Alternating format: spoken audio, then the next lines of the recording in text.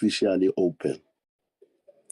Honorable members, the President has in the 2018 State of the Nation address announced the government will embark on the micro-organization of government project with the intention to review and reduce government structure. We have therefore requested the Public Service Commission, as mandated by Section 196, subsection 4, subsection B of the Constitution, to concurrently monitor the process and report back to Parliament. Today, we are receiving a tabled report on the monitoring of the National Macro-Organization of Government project. After the PSC's presentation, we will receive a presentation by National Treasury and Government Employee Pension Fund on the turnaround time, payment of pension for the retired public servants, and challenges encountered. As you know, most of the retired public servants complain about delays in pension payouts, resulting in them to either being indebted or losing their assets. So, honorable members, our public servants, current and retired, have to be protected at all costs. With those few words, allow me to congratulate Dr.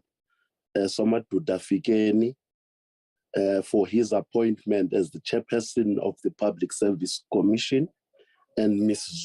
Zuki Swamkolomba as the deputy chairperson of the commission.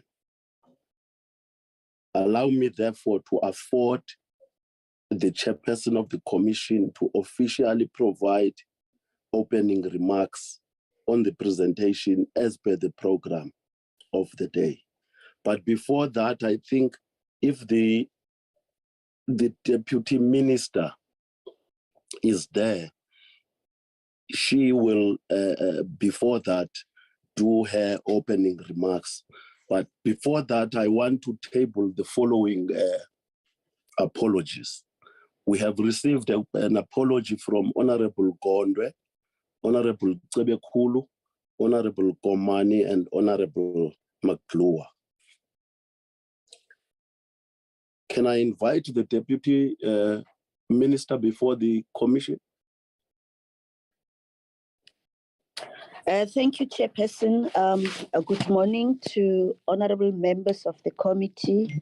Good morning to the Chairperson of the Public Service Commission, Dr. Somadoda Fikeni, and just to also continue to congratulate him for his appointment. Good morning to commissioners present from the Public Service Commission today, and the officials, including the CEO from the Public Service Commission, members of the public. Chairperson, I think I'm not going to talk too much. I just want to allow the Public Service Commission to continue with their presentation on the macro configuration of government. It's a lot of work that has already been done. We are aware of it as the Department of Public Service and Administration, and we continue to develop interest in the work that they are doing. Thank you, Chairperson. Over to you. Thank you, DM. Let me now invite Dr. Fikeni to take the platform.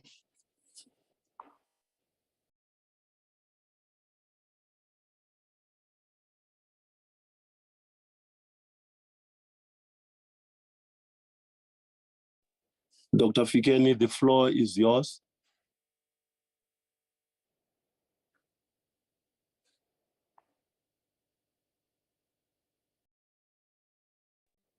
Chair, he's just trying to log in, Chair.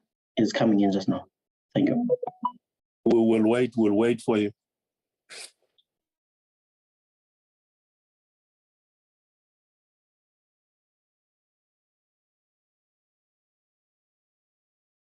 We are waiting for him because he has made me aware after the presentation he will immediately leave the meeting because they have a meeting at 12 with the president at the Union Building. So after that, their presentation, they will leave. They won't wait for the next presentation. Maybe if we have questions, we must table questions before they leave. Thank you. The floor is yours, Dr. Fide. Thank you very much. Chair. Okay. Chair. DM, let me hear you. Dr. Fide, please also register my apology. I won't be in the position to be available for the next presentation. Okay. No, apology noted, DM. Thank you, Chairperson. Thank you. Dr. Fikeni, you can take the floor. Thank you very much, Honorable Chair and Honorable Members, Deputy Minister of GPSA and colleagues from the related institutions. I will ask our DDG, Dr. Kolofelo Sedibe, who was leading the process of the investigation itself on the reconfiguration and the impact on the staffing. I will ask her to present. I do have here present also our DG, and we will be able to take questions thereafter. Thank you, Chair. Thank you, DG. You can take the floor now.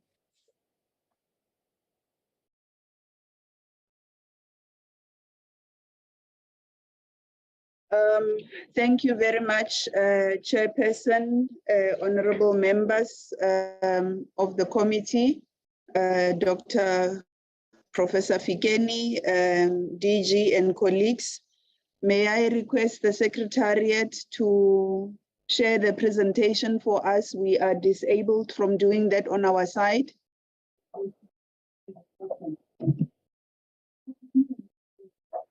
I think they will do that. They have heard your request. Thank you, Chairperson.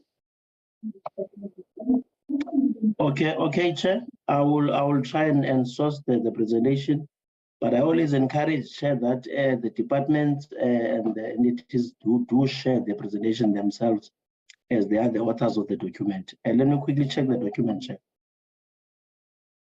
The Secretariat has disabled our ability to share. I think that is what is controlled by the initiators of the meeting. If they give us the right, we will be able to do so. Okay, I've done that. Thank you.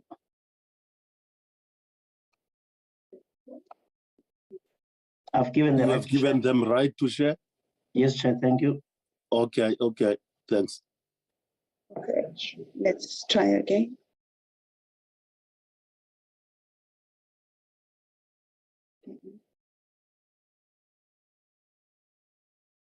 Okay, let's go to full screen. See, it is coming up now. I can see it on my side.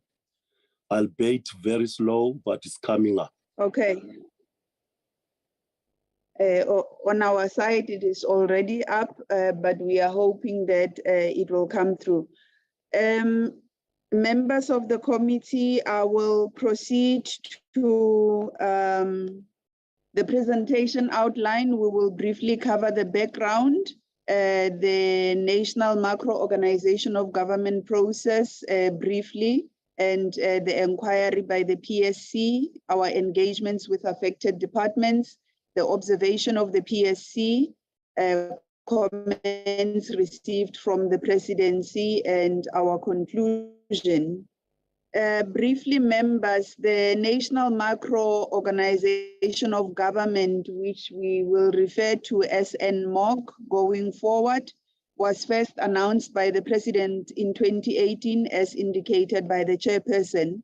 In the statement, the President had indicated that it is critical that the structure and the size of the state is optimally suited to meet the needs of the people and ensure the most efficient allocation of public resources.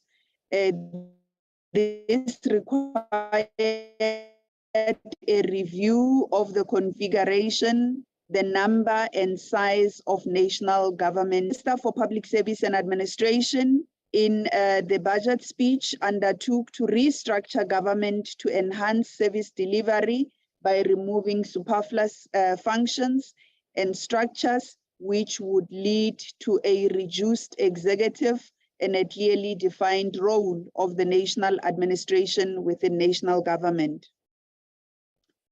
In 2019, the President proceeded to announce officially the review or the reduction of government structure, of the cabinet structure, as well as the reorganization of national government. This was the official initiation of the NMOC project or program as we know it. And following that, under the leadership of the Minister for Public Service and Administration, 6 work streams were established to oversee the NMOC process.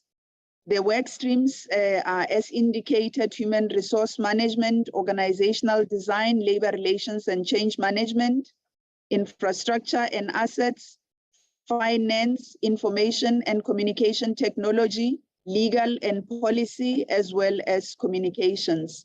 These structures, although they were fairly independent, they worked in an integrated manner, in a sense that teams from the various structures attended the meetings of other teams to ensure that there is seamless communication and flow of information and consistency across the board. The Public Service Commission was also invited to attend in some of these meetings to have first-hand experience of how the NMOC process was being managed and coordinated. These structures, they were coordinated by the Department of Public Service and Administration, and participating key departments was National Treasury, the Presidency, and all the affected departments. And they were also cascaded at the departmental level for departments that were earmarked for measures or reallocation of functions. Following this process, the PSC late in 2020, after a presentation that was made by the Department of Public Service and Administration, requested the PSC to monitor the matching and the placing of employees so that fairness and consistent application of the law is upheld. This request falls within Workstream 1, Human Resource Management, Organizational Design, Labor Relations, and Change Management. This workstream, very briefly, its functions were to identify functions and to conduct functional analysis of the functions that needed to be transferred from one institution into the next in relation to the mandates of those affected institutions. Analyze the post establishment to determine which posts are filled, vacant, funded, and unfunded. Already there was a clear understanding that unfunded posts should be abolished and they should not be considered when determining which posts or functions will be transferred. They also had to identify posts or staff devoted to affected functions that required to be transferred, to determine the nature and the numbers of people assigned to those portfolios so that decisions pertaining to transfer can be properly informed.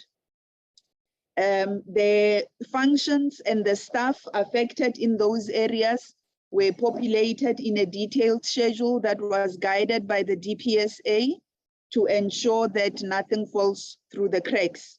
They had to assist departments to develop new macro-organizational structures for the affected departments, both those that are relinquishing functions and those that were receiving functions. The new structures for the affected departments, in line with the public service regulations, were submitted to the Minister for Public Service and Administration for concurrence. Maybe let me just indicate that when structures are submitted, but we are moving the slide.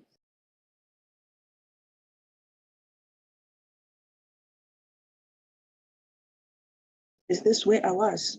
Or you've just disturbed my thought? Okay, this is where I am. When structures are submitted to the Minister for Public Service and Administration, there is a team of technical experts who go through the structure, the mandate of the department, and a range of other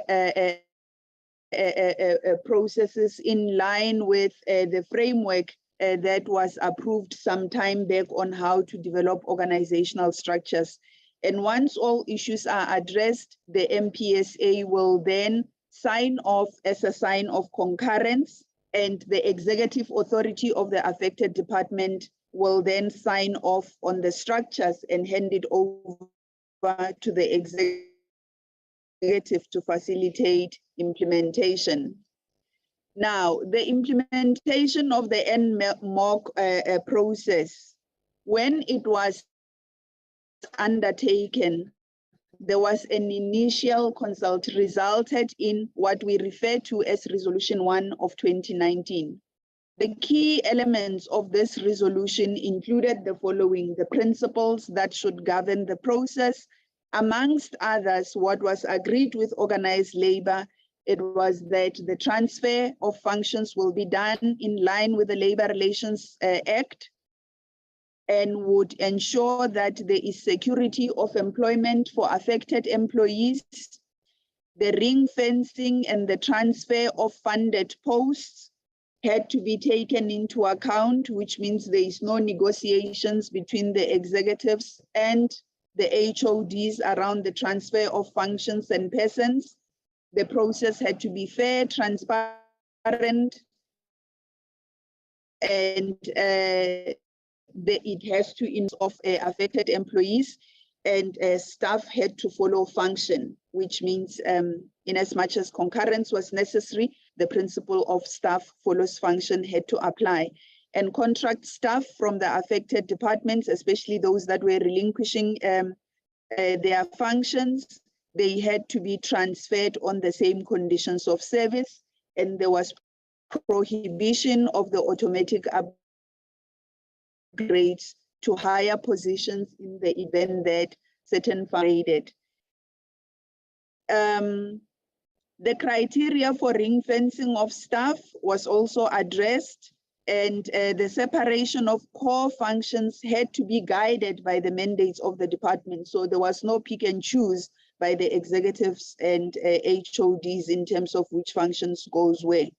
And the incumbents on those posts automatically, when the function, it's clear, had to be transferred, would be transferred to the recipient department, obviously in consultation with the employees in line with labor laws. The matching and placing criteria was also agreed, and these were the key principles agreed with organized labor, that job descriptions will be used to match new employees to the new structure.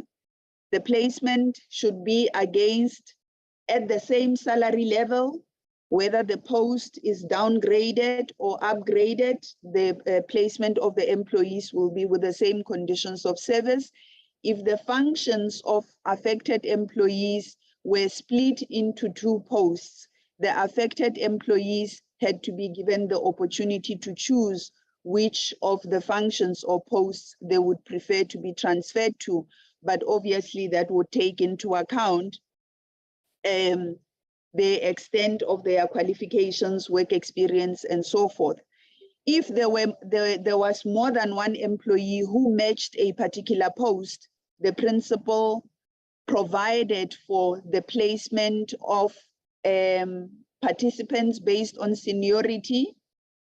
I think the seniority here, we are not necessarily talking about age, we are talking about the years of experience that an applicant or an affected employee would have had performing those functions. And then that would be followed by considerations for employment equity. In terms of employees who could not be placed, the agreement provided that those employees will be placed additional to the establishment of departments, because it has already been agreed that nobody would lose their job. And the employer would apply measures to facilitate and to enhance the redeployment of those employees into other vacant positions where possible, and such measures would include issues such as training or retraining, and a list of all the employees who are placed additional to the establishment would be created, and then all fully funded vacancies will only be advertised after it has been determined that none of the people who are placed additional to the establishment are fit or competent enough in line with those requirements. Let me just clarify what we are indicating here. If there are people with training in law or labor law and their work experiences in that particular area, or finance, and the vacancies that are in the department are in the areas of monitoring and evaluation, it is clear that such employees, it would not be easy to place them because there is such a discrepancy between their qualifications and work experience and the requirements of the vacant posts. So, but departments had to go through all of those processes, but the same applies. If the experience was not at the level that is required by the post, again, it would be automatic that those people would not easily be placed in those positions. And once those measures have been applied, then departments would be allowed to advertise posts publicly. So that is the NMOC and the resolution that guided this entire process. It will become clear why the resolution played an important role. When the PSC received the request to undertake the monitoring of the matching and placing, again, PSC engaged with the DPSA, and the DPSA indeed provided the PSC with regular updates as the process was unfolding over a couple of months, more than a year actually. And PSC also attended some sessions where matters pertaining to the NMOC were being discussed to gain first-hand experience of how the process was being managed and coordinated. And in the end, the DPSA shared the closeout report with the PSC once the NMOC process was concluded. This was at the end of March 2021. We received the report sometime in May once it was finalized. And then the PSC, we also engaged with the affected departments to establish how they experienced the process and what is remaining after the NMOC process has been officially closed at the highest level. We also noticed that early on in towards the end of 2020, when DPSA was anticipating the closure or the finalization of NMOC in March 2021, they issued a circular especially dealing with the issue of employees who were placed additional to the establishment.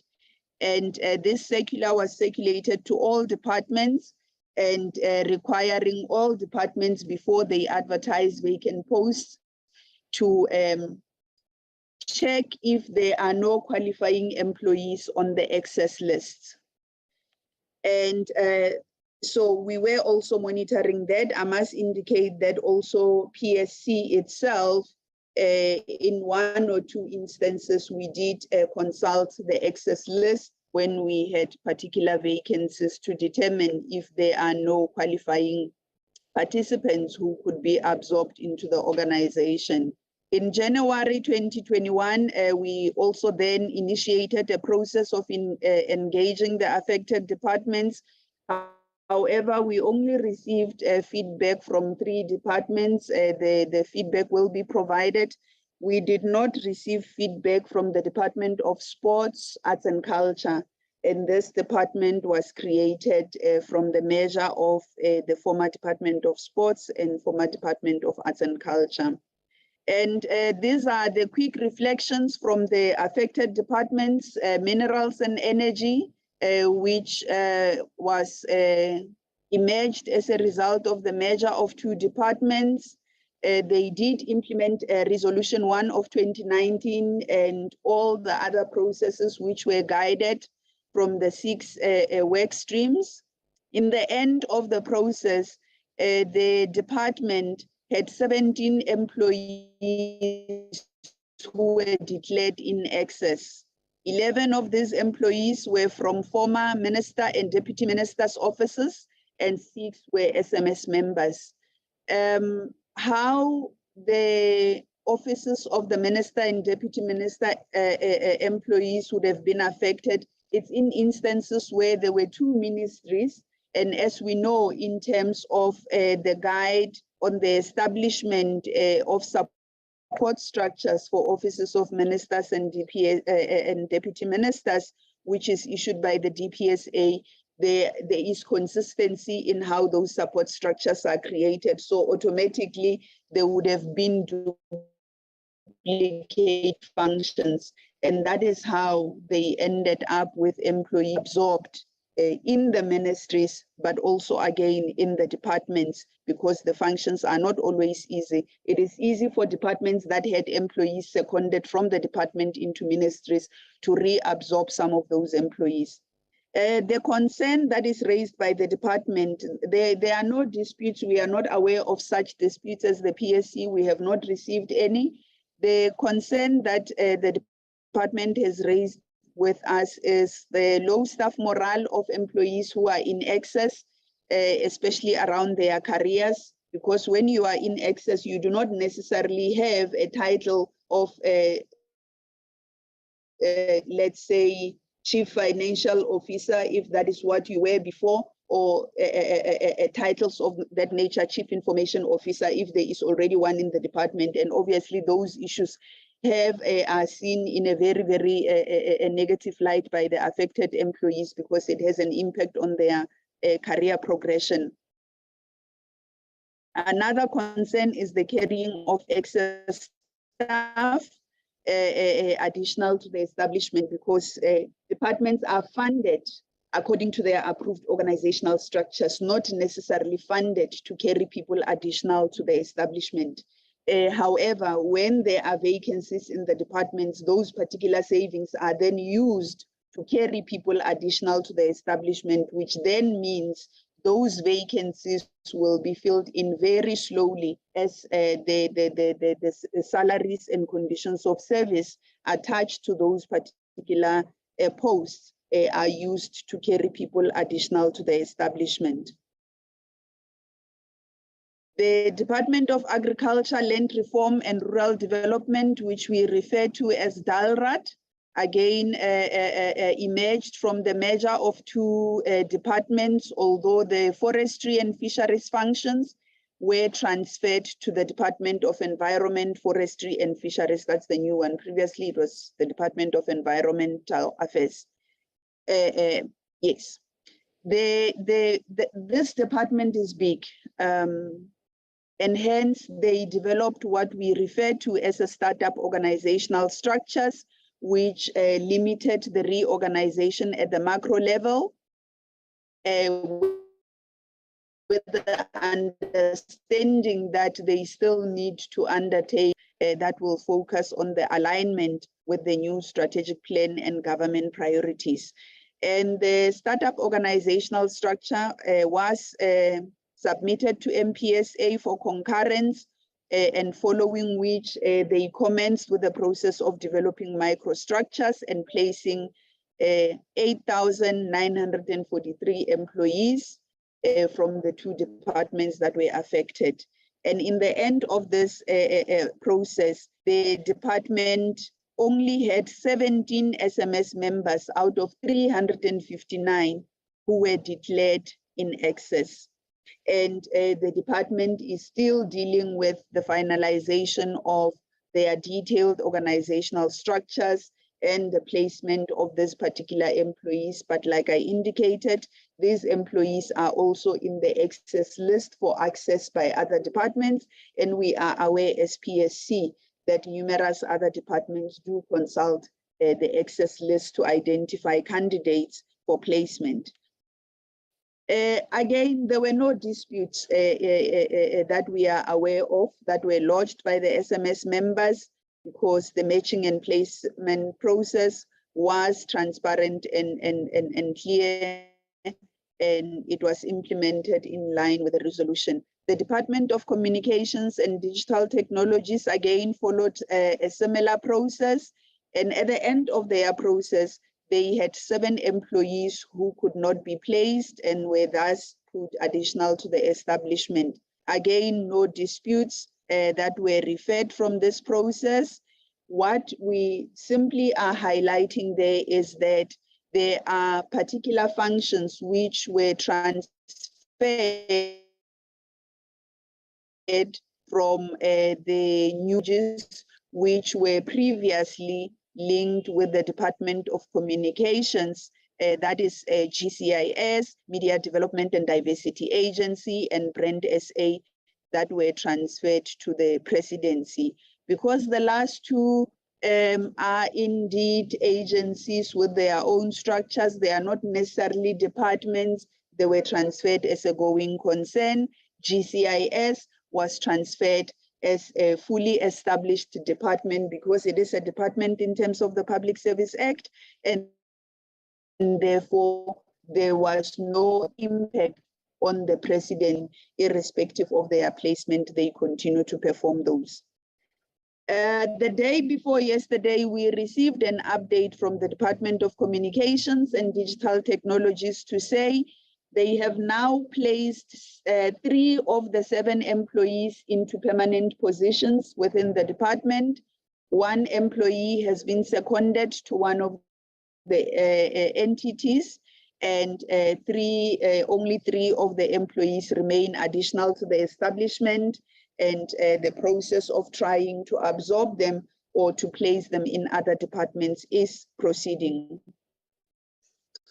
Now, these are the PSC's observations after all of our interactions with the DPSA, the presidency, and the affected departments, and participating in some of the meetings. The process was well coordinated. Hence, we did not have disputes, if we can put it in that manner.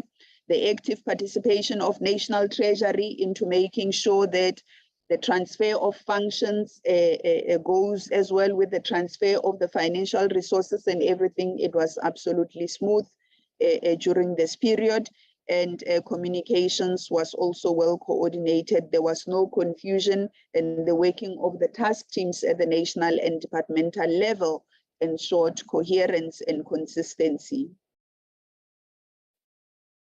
The approach of agreeing on criteria and the resolution with organized labor from the PSC's perspective, it was indeed a good practice, and it has ensured consistency, and unlike in the past, it has also contributed towards the lack of disputes or complaints around unfair labor practice.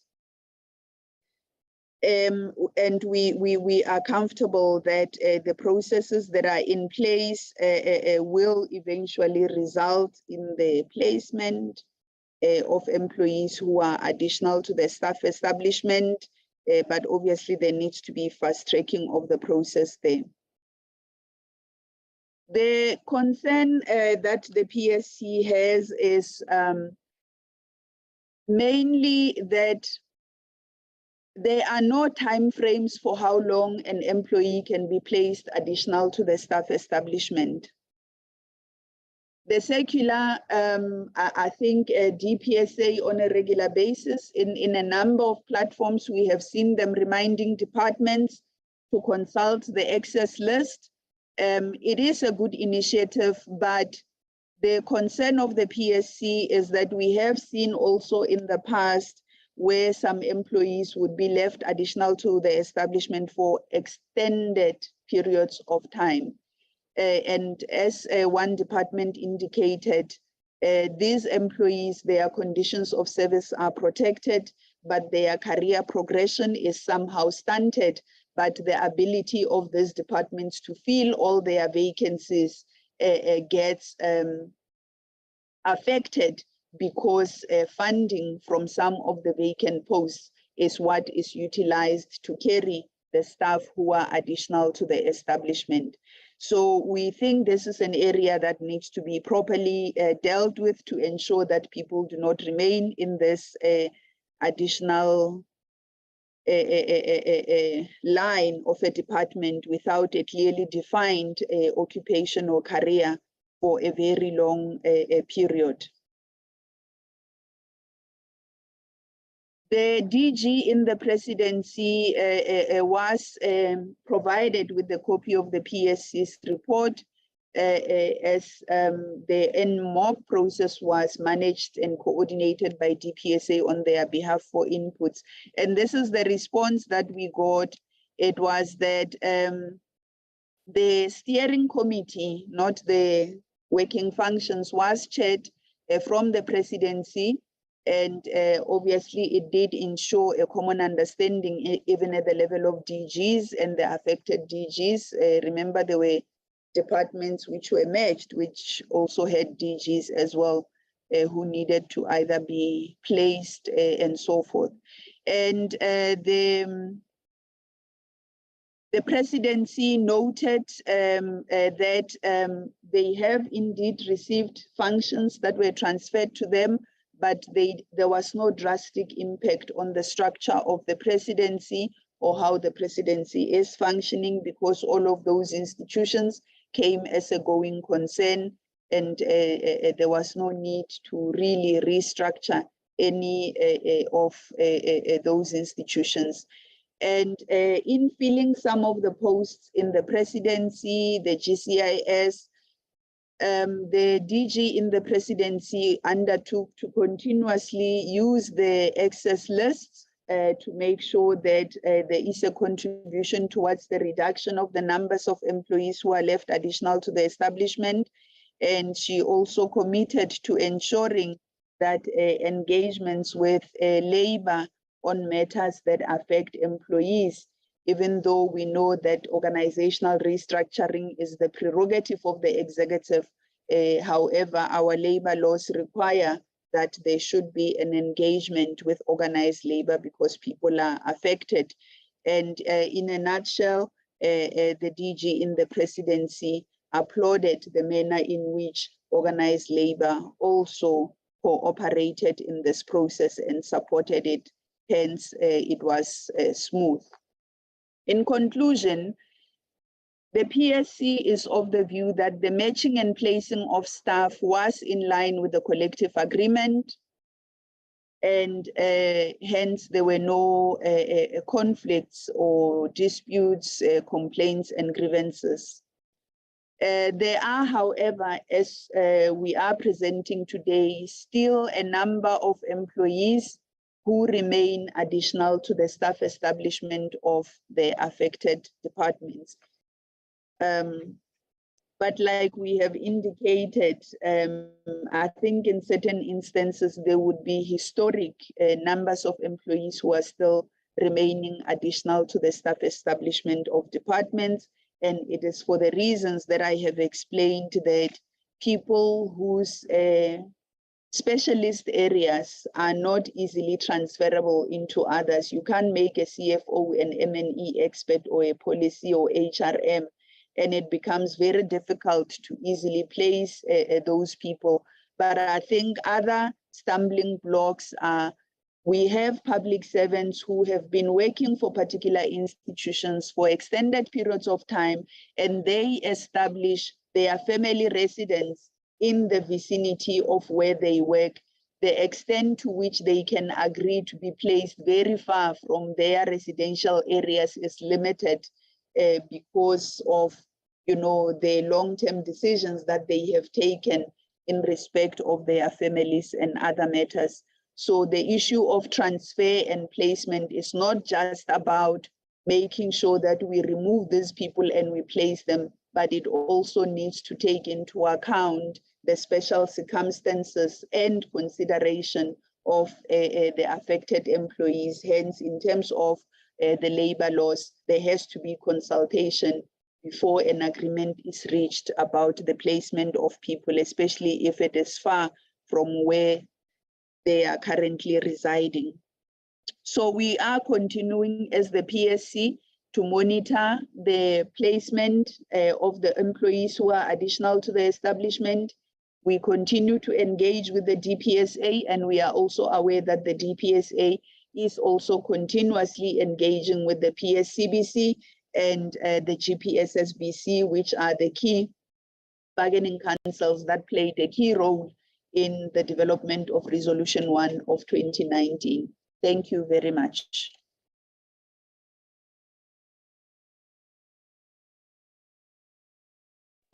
Honorable members, I can see that Honorable Kibi wants to come in to discuss the Honorable Kibi, Honorable Mbele, Honorable Mkweba, in that order. Thank you, Honorable Chair. Honorable Chair, can you allow me to switch off my video because I have network challenges aside. You can switch it off. Thank you, Chair. Thanks, Chair. Good morning, Chairperson and honorable members, colleagues.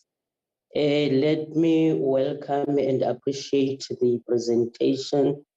Honorable Chair, mine is based on an independent, objective view regarding the national macro organization of government.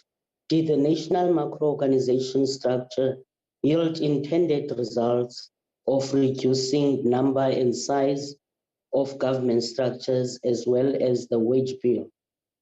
What lesson was government drawn or what lesson can government draw out of this process in order to ensure better decision making in future?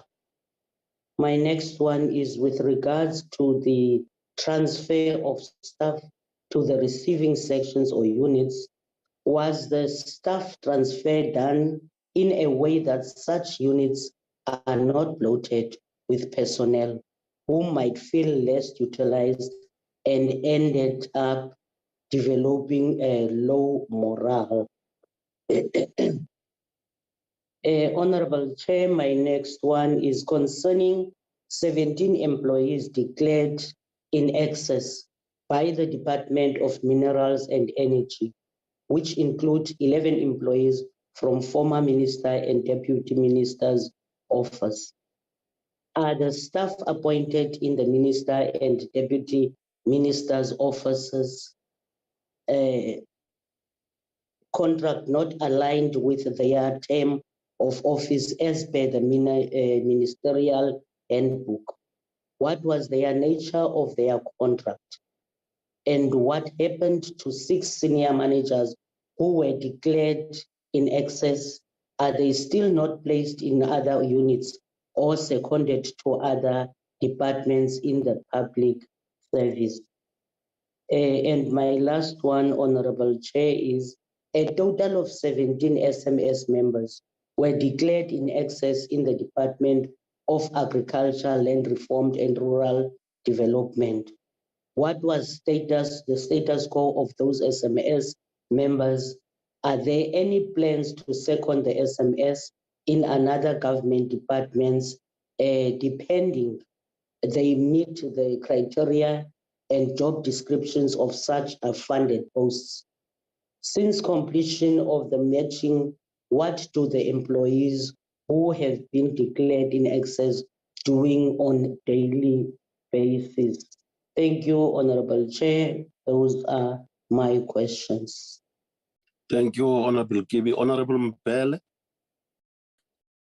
Thank you, Chairperson. Good morning to everyone on the platform. I'm actually being covered by Honorable Kibi. I wanted to ask a question of clarity about the ministerial private office staff and whether or not they were basically going to exit by the end of this current administration, given the nature of their contracts, but have been covered.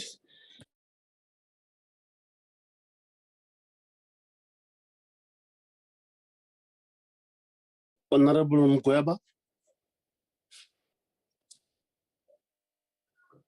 No, thank you very much, Chair, and good morning, honorable members, the DM, and also Professor Fikeni and the team.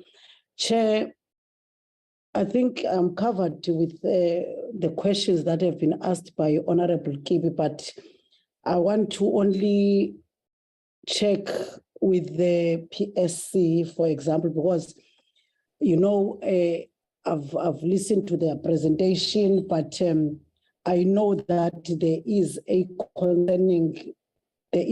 issue concerning the most of their circulars of the DPSA, and obvious the time frames when issued to the departments. So then I want to check how then make sure that there's accountability in terms of those circulars, you know, being issued by the department.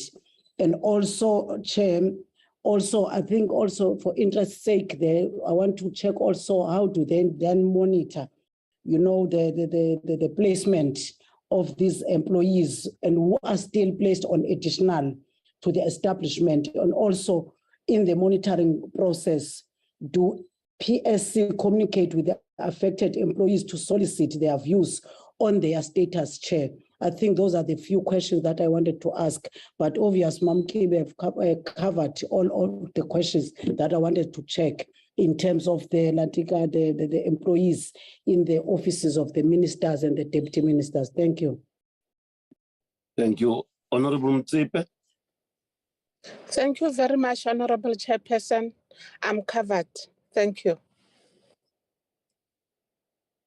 Wonderful day.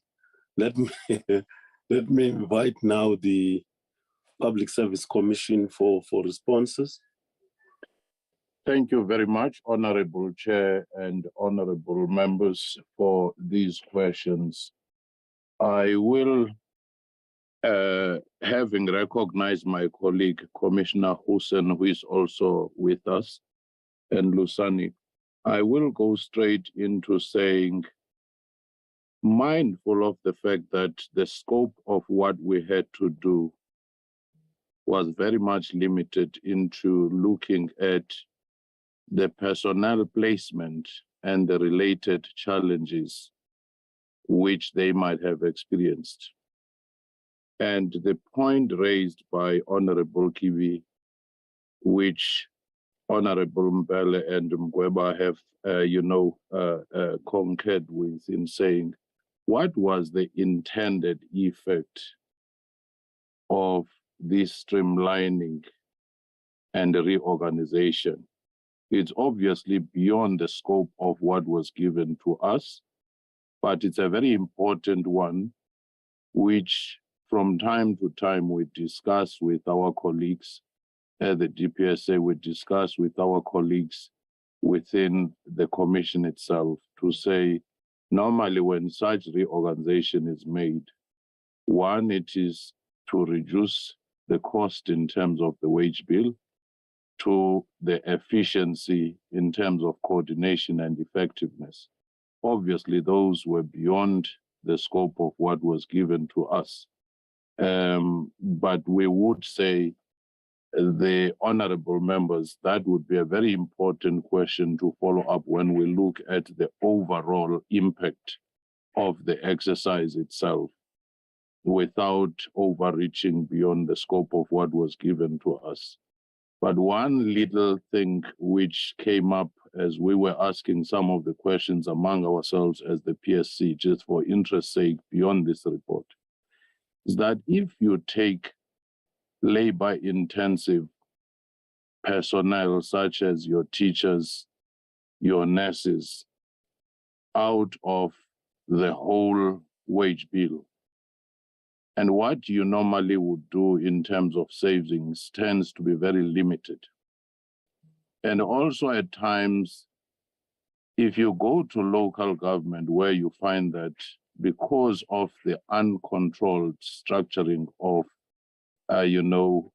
salaries and personnel, costs, you find that it lies there, but the productivity at times does not match that. You'd go to the SOEs as well, per capita, how do you spend? But let me leave it there and allow DDG Sidibe to respond to some of the very pertinent questions that were raised.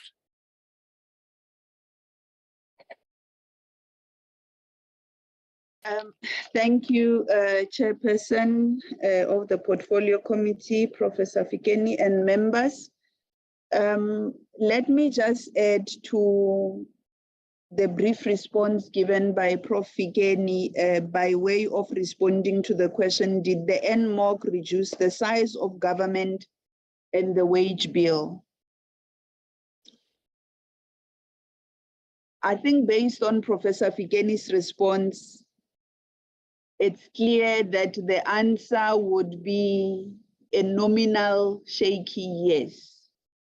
At the ministerial level, we see there was a reduction with ministries being brought together and certain departments being brought together into one department, therefore making redundant the additional position of a DG and the support staff that goes with that. The same applies with support staff in the offices of ministers and deputy ministers, where ministries have now been merged into one.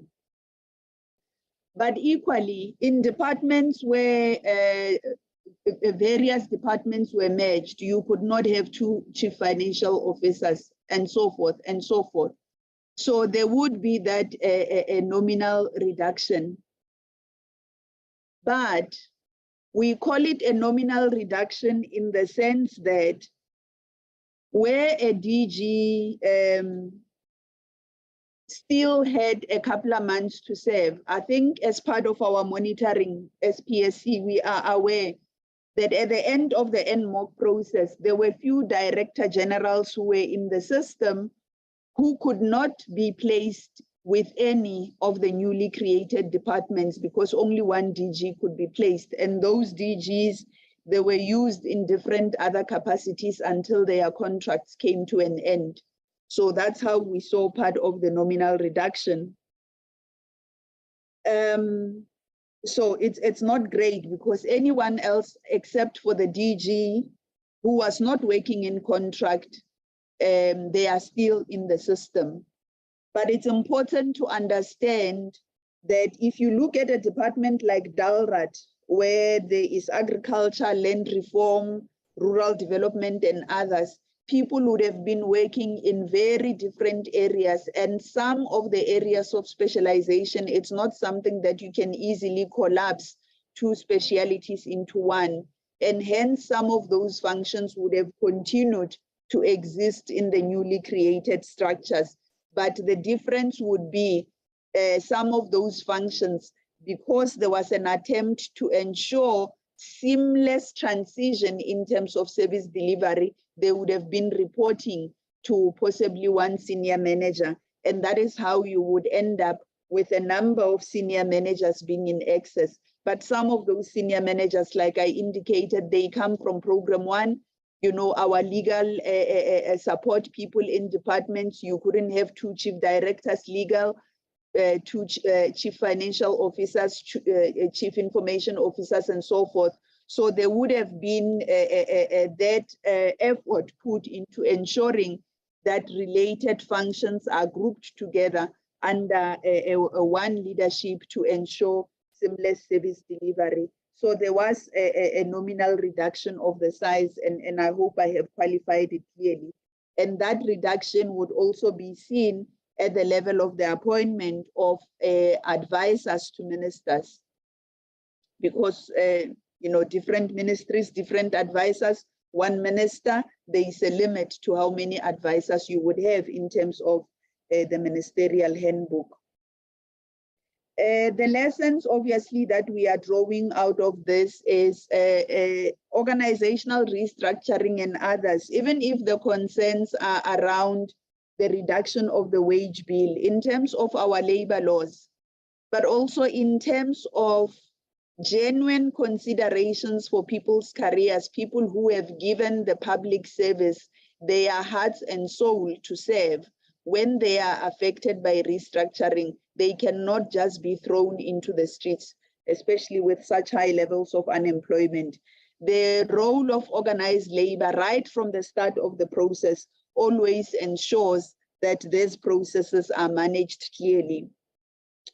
But another lesson based on the response we gave around nominal reduction is when reorganization processes, their effects are not always immediate. You will have a nominal effect now in terms of reduction from 1,000 to 998.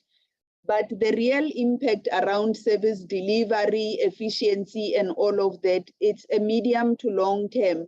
So it would even be too early to commission a study that seeks to look at whether the NMOC process has resulted in the required efficiencies and effective service delivery.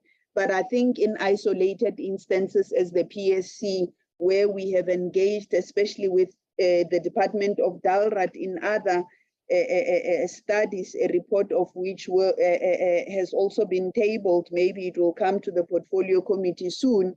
We have already begun to see how departments are dealing with some of the challenges that were experienced when the departmental functions were separated in terms of structures. The transfer of employees, was it done without bloating units and functions? I would say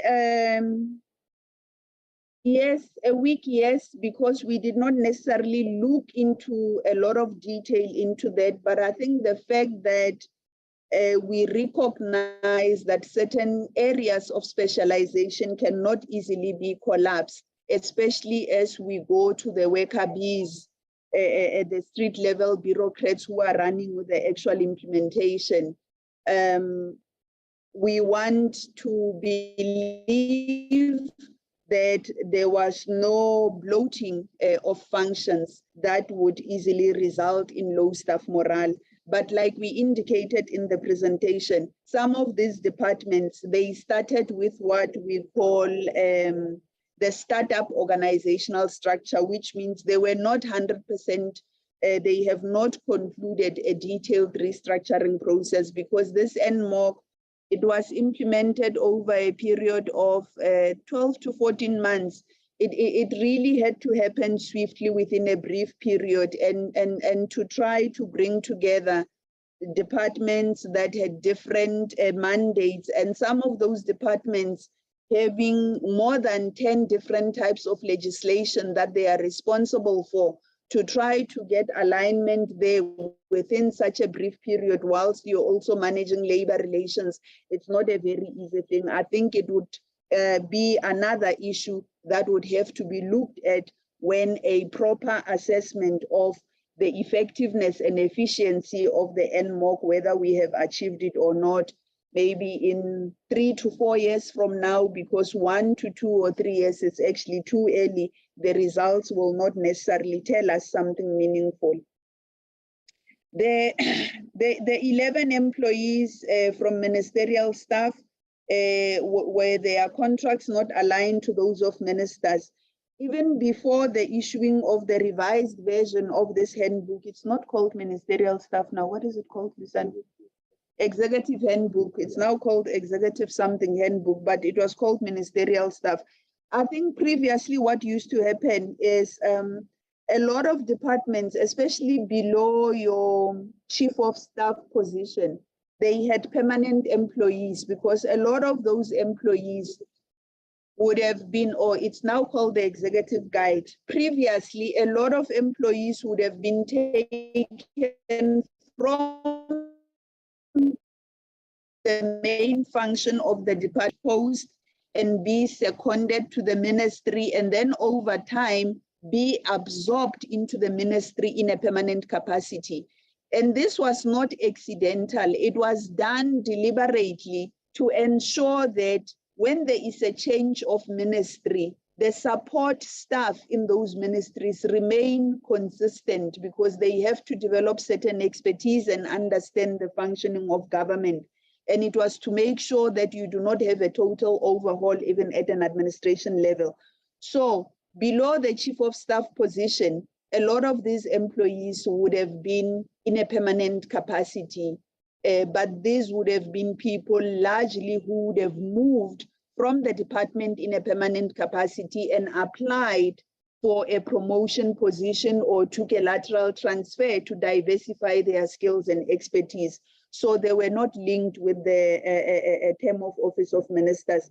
I think it is your chiefs of staff and certain SMS positions in these offices of ministers that would be linked to the term of office of the ministries.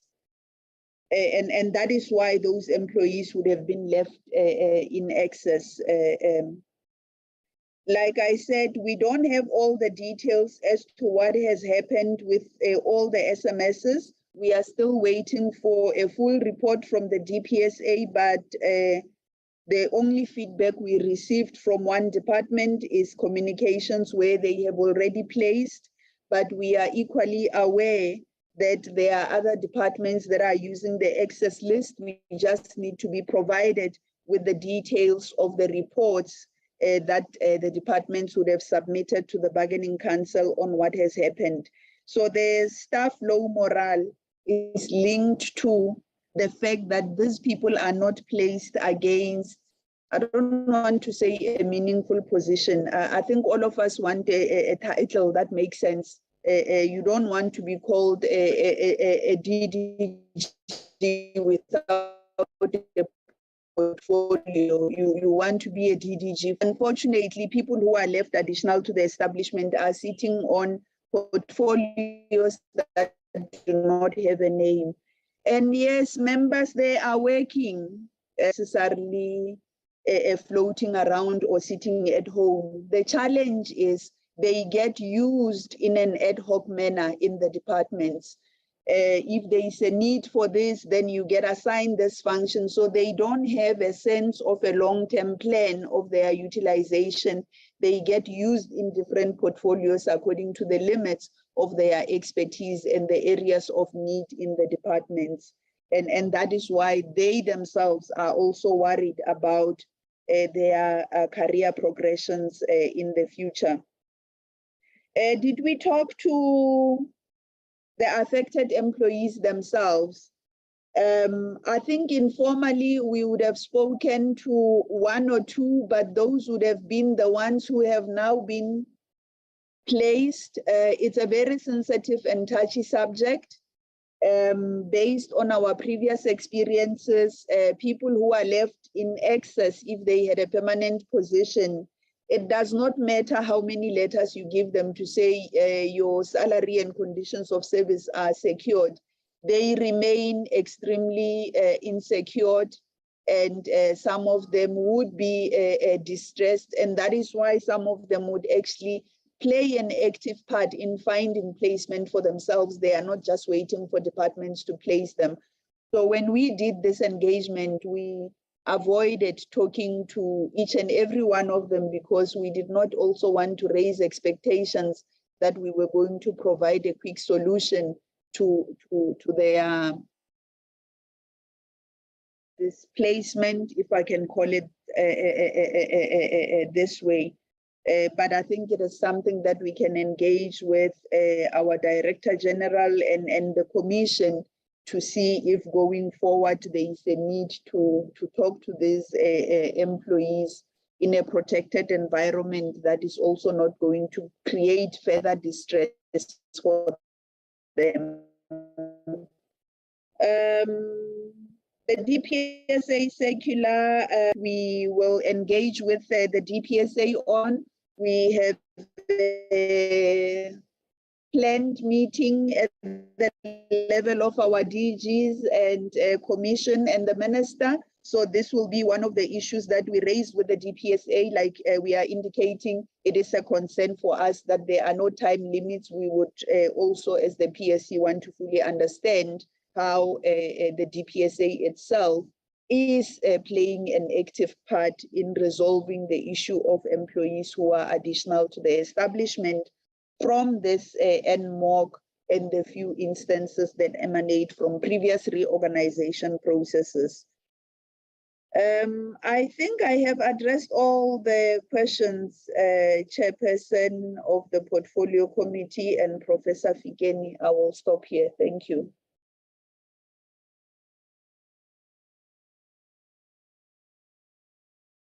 Thank you very much. Can we now, Professor Fikeni and your team, as you have indicated earlier, that you have another meeting with the President, you are free to log out now and attend to that meeting.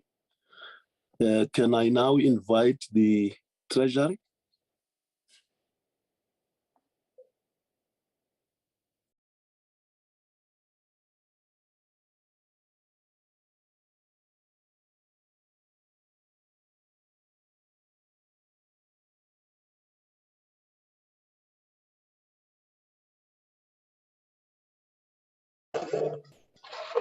Good morning, Chairperson. My name is Shahid Khan. I am the acting Chief Executive Officer of the Government Employees Pension Fund. Today we have two presentations. We have one presentation by myself as the CEO, but we also have the GEPF in attendance, and we seek your guidance as to how you wish us to proceed with the presentations. May I suggest that the GEPF goes first, with the understanding that they have an individual board, and as the GEPA, we are accountable directly to the Minister of Finance and hence to Parliament indirectly to our Minister. So we wait for your guidance as to how you wish us to proceed. Thank you. Whoever wants to come first must come.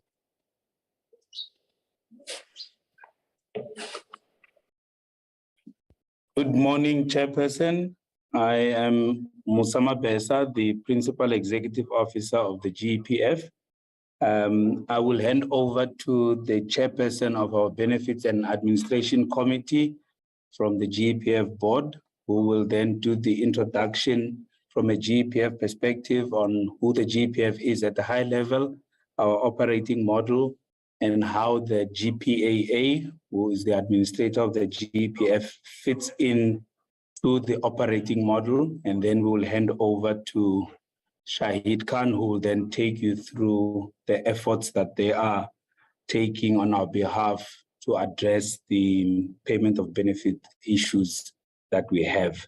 And then can I also ask that the GEPF presentation be flighted, and then the Chairperson, Ms. Homuto Makolo, will then come on and do the presentation. Thank you, Chair.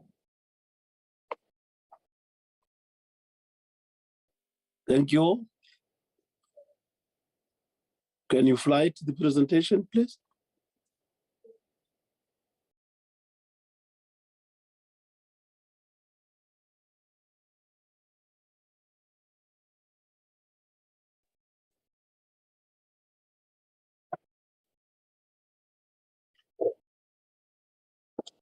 Good morning, Chair. As the PEO has indicated, my name is Komoto Makopula. I'm the chairperson of the Benefits and Administration Committee from the GEPF. And with me, I have the executive from the GEPF. I have Mr. Musa Mabesa as the Chief Executive Officer. I have Mr. Brian Karitsa as the Benefits and Actuarial Head.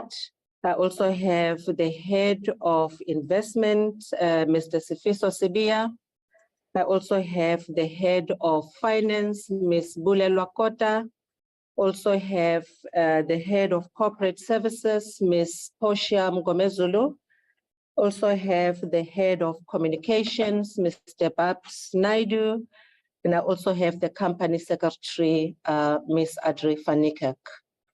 And in terms of apologies, the chairperson of the board, Mr. Dondo Mokhajani, is not here.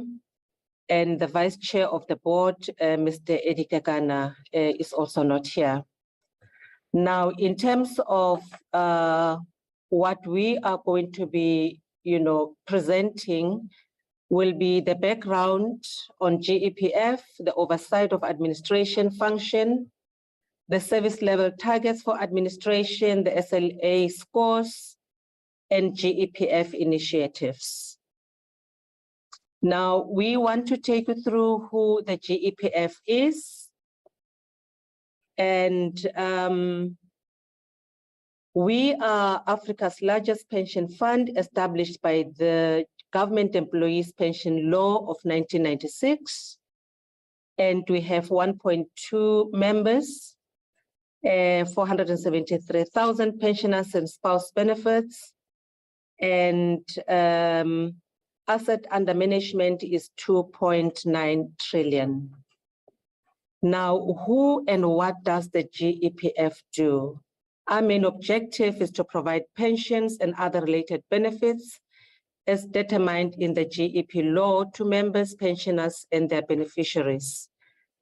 And the GEPF manages and administers pensions and related benefits on behalf of government employee pensions in South Africa. So we also invest funds, we pay monthly benefits, pensions, we pay monthly child's pensions, we pay spouse pensions, and we pay funeral and resignation benefits. And all this is done through the government pensions administrator. Now, in terms of governance, we have a board of trustees, which has 5 committees, and in no particular order. We have the benefits and administration, the finance and audit committee, the governance and legal, the investment committee, and the remuneration committee. And under the finance committee, we have a subcommittee, which is the evaluation subcommittee. And also under the governance and legal, we have the social and ethics subcommittee. We are also, as the executive authority, as a board of trustees, we have 8 employer representatives and 6 employee representatives, 1 pensioner representative, and 1 forces representative. And as we go to the next slide, which will talk into our operating model, we have the board as the executive authority, and we have the PIC and the Government Pensions Administration Agency, who are our people assisting us in managing the benefits and also our investments. So the PIC and the Government Pension Administration, our relationship is actually governed by the investment agreement and mandate. That one is for the PIC, and for the GPAA is the service level agreement. And other service provided or service providers we having will be your external auditors, actuarial evaluator, legal, unlisted investment experts, and the investment consultant. So on oversight and monitoring, the GEPF operates on an outsourced administration model, and the administration function is outsourced to GPAA, and it is also governed through an administration agreement and service level agreement. So the GEP law requires benefits to be paid within 60 days from date of exit. And the service level agreement minimum target is for 90% of new retirees' benefits to be paid within 45 calendar days, and it stretches the stretch target of 99% of new retirees' benefits to be paid within calendar 60 days. So in relation to our SLA scores for this current financial year, the Q4, 80% of our claims were paid within 45 days, and 90% was also paid within 60 days. In Q1, 87% within 45 days, and also in Q1, 92% was also paid within 60 days. So in relation to our initiatives, we hosted retirement member workshops on a regular basis. We have set up mobile offices to execute its outreach initiatives and ease the burden of engagement for members who are located in remote or rural areas. We've also developed educational videos which explain how members should complete the required exit form and detail all the documentation required when a member exits. And we've been also collaborating with DPSA and National School of Governance to develop a curriculum and course for GEPF on exit management processes. And the course is also targeted for HR departments. That is all that we actually want to say, and we also want to indicate that the main presentation will actually be coming from the side of the government pensions administration, because they are the ones who are doing most of our work, or the work of the GEPF. Thank you very much, Chair. Thank you, Khumuzo. Good morning. We were last together at COSATU. Where are you now?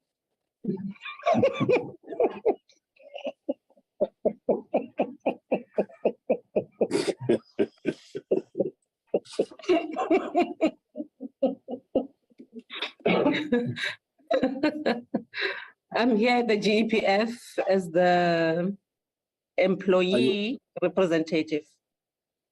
Oh, yes. Okay. So you are still with the Federation. Okay. I'm thanks. still with the Federation, yes, Chair. Okay. Thank you. Yes. I'm happy to see you here. Thank you. Thank you very much, Chair.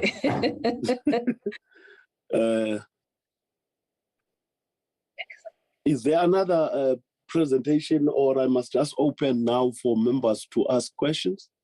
There is another presentation, sir. Okay. Okay. Shaitan, can we just ask that it be placed on the screen? And I will talk you through the presentation. Thank you. Maybe okay, thank you. Take the floor. So also then you can see who I am. So thank you very much. Is the presentation up on the screen? Can we please ask the Secretariat to place it up on the screen?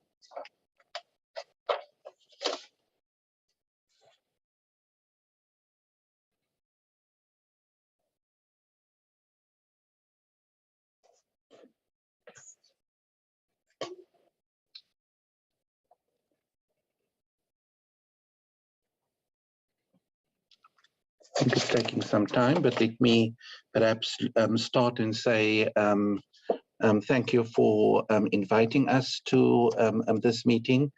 As the Government Pensions Administration Agency, we operate as a government component, and the head of the GEPA reports directly to the Minister of Finance. What we will be covering in our presentation is our mandate, the submission of exit claims by employer departments, the retirement claim analysis, rejection retirement claim analysis, retirement claims on hand, rejection retirement claims analysis, GEPA's engagement with the GEPF membership, our collaborative communications, and our conclusion.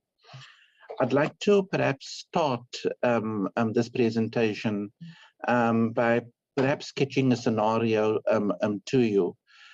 If we look at the latest analysis out of the pension fund industry, in South Africa, only 6% of people can retire without scaling down their lifestyle, 6% only.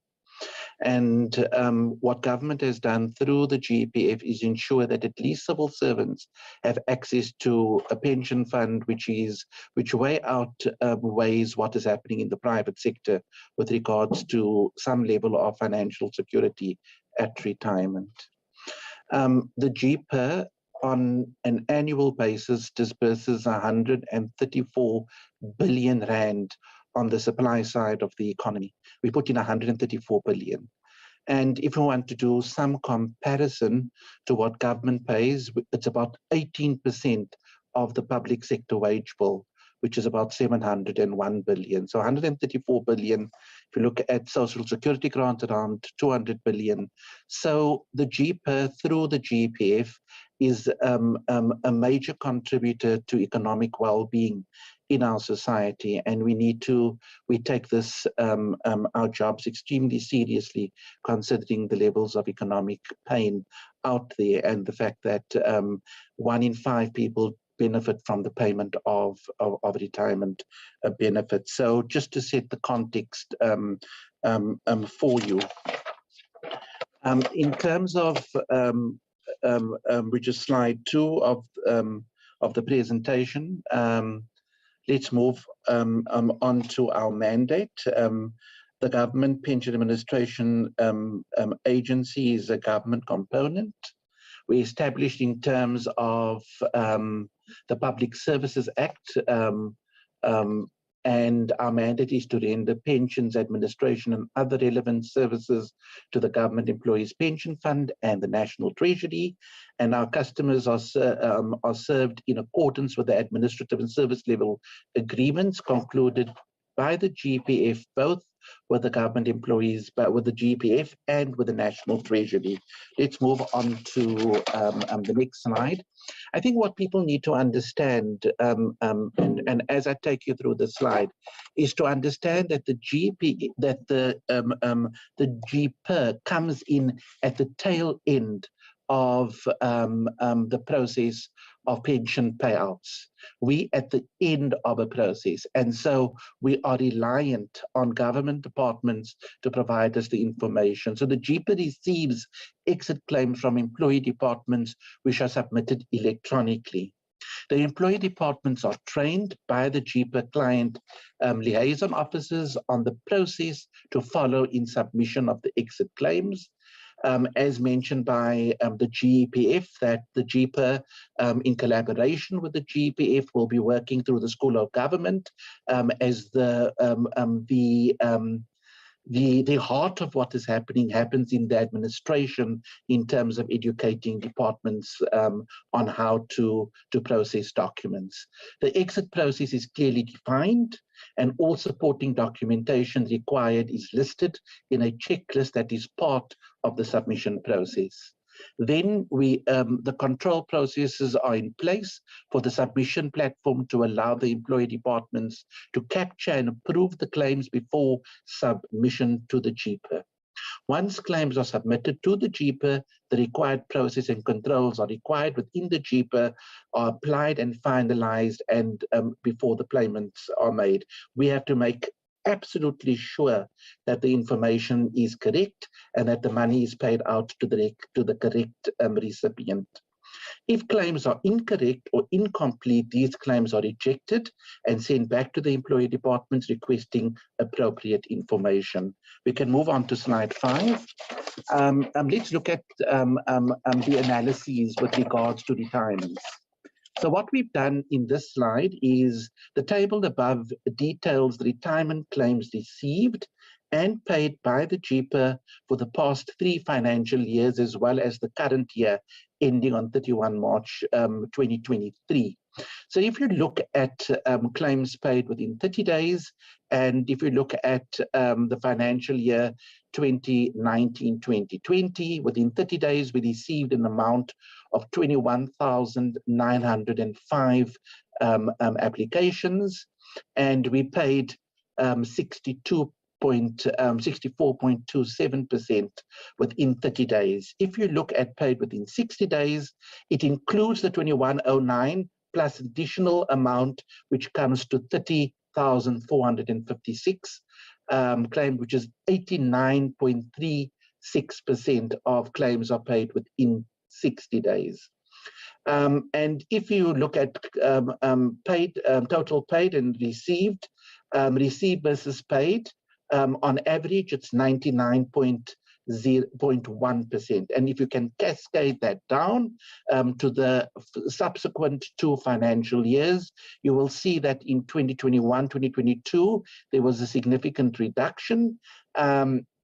Clearly, there has been a COVID impact there in terms of what we paid, but we were still at 90.9%. And as you can see, in 2021, 2022, it started increasing again, and we were able to within 60 days pay 88.78% of retirement claims received, and received versus paid claims of 103.5%. And then what we've also done is we've given you the claims for the current financial year, Q1, and the claims in August, July and August, which is part of the second quarter, just for completeness sake. For the current year under review, the GPER received 15,162 retirement claims and paid out 17,072 claims. I think we can move to the next slide. Now we look at rejected retirement claims analysis. And as you can see in the table above, details the retirement claims that were paid in the respective periods, what percentage of these claims that were paid which were rejected initially back to the employer departments. And as you can see in the 2021-2022 financial year, we paid 33,627 claims. We 5,593 claims were rejected, which was a rejection rate of 17%. And then we've given you the most up-to-date information for the first and part of the second quarter of 2023, also there for your record purposes. I think we can move to the next slide. Retirement claims on hand at the end of 31 August 2022. So at the GPER, claims within the GPER which needs attention is 2,360 claims, which is 41.35%. At employer departments, claims at the employer department which have not been submitted to the GPER, it's 454, which comes to 7.95%. Error status, claims with errors which need employer department attention is 6, which is 0.11, below 1%. And then third-party status, claims that require attention from either the South African Revenue Services in terms of tax verifications or bank verifications prior to the payment, and that is 631, which comes to 11.05%.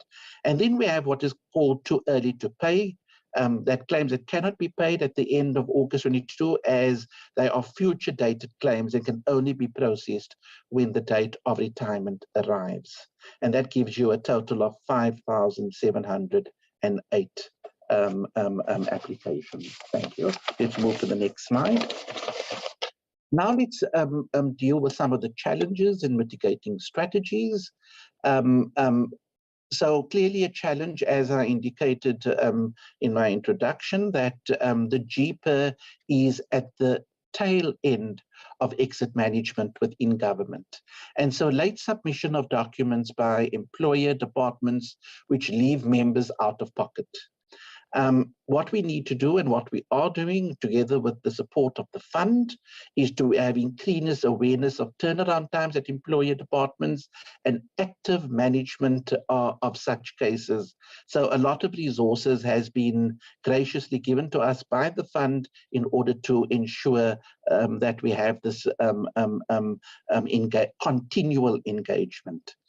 Another challenge is the incomplete submission of documents by employer departments. So what we have done within our electronic submission system, as I indicated, applications coming through electronically, we are trying to fortify our gatekeeping model within the electronic management system, which will enforce departments to submit all relevant information prior to the submission of claims. So the idea is to keep information out of the JIPA until government departments can provide us with accurate information in order for us to process. I think clearly a significant challenge is the quality of data management by employer departments due to various reasons.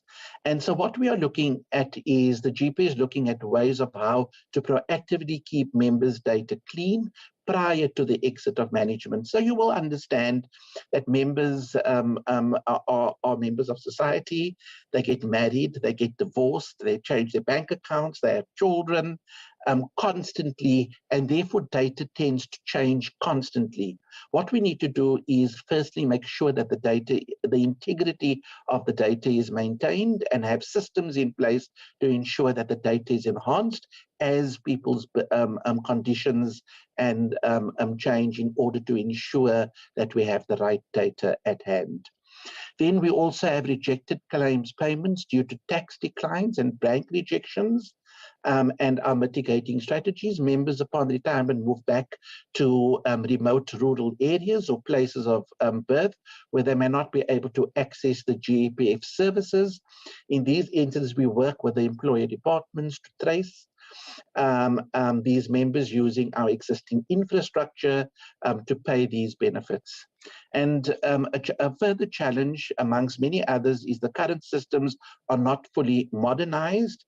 And we wish to assure this parliamentary committee with the support of the fund and the support of our minister and deputy minister, a process is in place to fully modernize GPA systems, which would enable a turnaround time of processing claims. Next slide, please. I think what is very, very important, and we've put, I think, 3 slides here together to show members of this committee that the GPA engages with the GPF members and employee departments through various fora. So what we do is we have a human resource forum. These forums are held in all provinces throughout the year. The objective of these forums are to empower and educate the departments on pension matters related to the GPF. We have pre-retirement workshops. These workshops are specifically designed for people between the ages of between 55 and 57 to 64 who plan to retire. The workshops provide this group of individuals with information on what they need in order to retire with the least number of administrative challenges from the employee department as well as from from the administration side. We also have GPF days, is open to all members, pensioners, beneficiaries. We normally do this on the weekend. The objective of these days is to educate and empower GPF members on pension matters and to attend to pension inquiries. And then we also have mobile offices. The GPA has a mobile van, which acts as a mobile office. Each province has at least one mobile van, whilst very rurally dense populations where we have a significant number of members, such as the Eastern Cape and KwaZulu-Natal, has 2. The objective of these offices is to visit remote areas of the provinces and service the GPF membership. let's move on. So let's look at pre-retirement workshops. What we do is we write letters to the various DGs, both national and provincial, and we send circulars to the Premier's offices via the DG's office to encourage departments to relinquish their staff to come and attend these engagements. We also reach these individuals who fall within the category of pre-retirement through SMSs, which we send to them to remind them. We have email addresses for the affected members. We also send them emails, and we also through social media platforms such as the GPF website, Twitter, and Facebook, we publicize these events. Next slide. We also have engagement with GPF roadshows, and we use various communication platforms such as SMSs, emails, social media, and promotions as articulated on the presentation in order for us to reach as much members as possible. The next slide. Slide 13, please.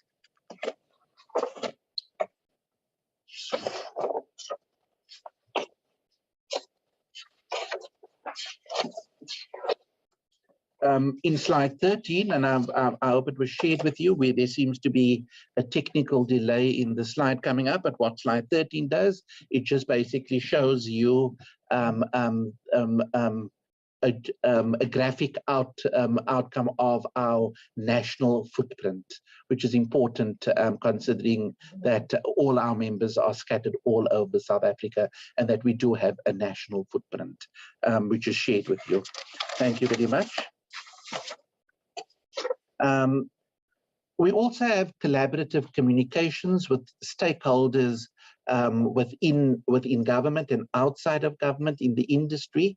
One that is of particular importance, which I will identify and discuss with you, is that we have a consultative forum, which is co-chaired by the Department of Public Service and Administration and the Government Employees Pension Fund, which includes the National Treasury and ourselves, and we meet quarterly to deal with pension matters.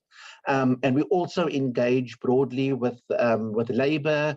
We engage with the Public Service Coordinating Bargaining Chamber. We communicate with industry specialists, et cetera, in order for us to be visible, to hear what is needed. We also use national television through our host talk shows on GPF Matters, and we also use radio to communicate the message with regards to GPF benefits and other GPF-related matters and the importance of saving for retirement. We can move on. I'm coming to the conclusion of the presentation. So support from the DPSA, the GPA requires the DPSA to enforce employer departments to submit claims accurately and timeously. And we also wish to implore employer departments to ensure retirees have their affairs in order prior to retirement in order to have a seamless transition to retirement. Retirement is, in most cases, as I indicated in my introduction, quite a traumatic period for people because they have to, in most cases, downscale their lifestyles. So what we don't want and what we would try to minimize at all is ensuring that there's a seamless process to people receiving their money. So in conclusion, to say thank you to the committee.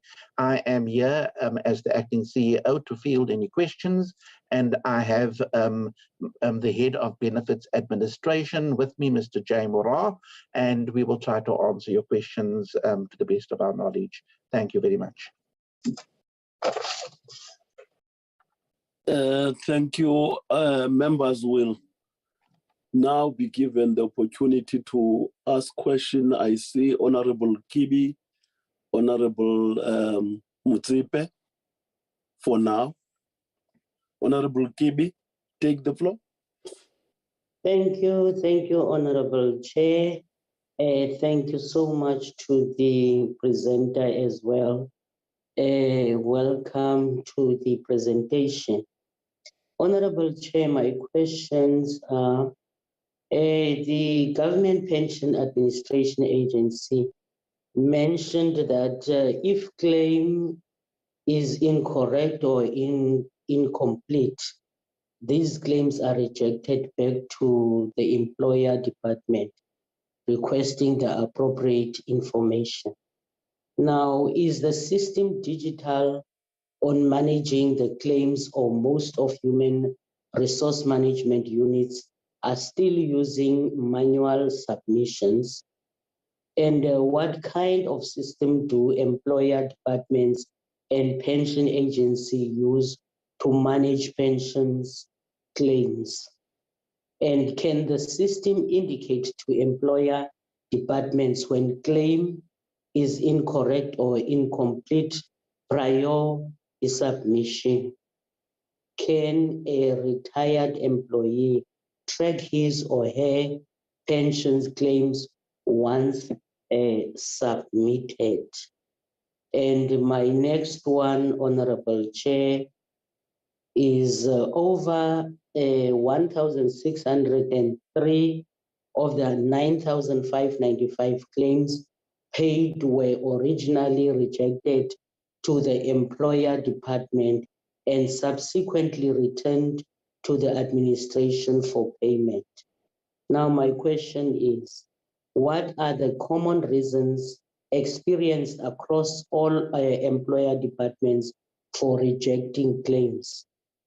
Does the pension agency give employer department time frame to return rejected claims to avoid further delays experienced by retired employee?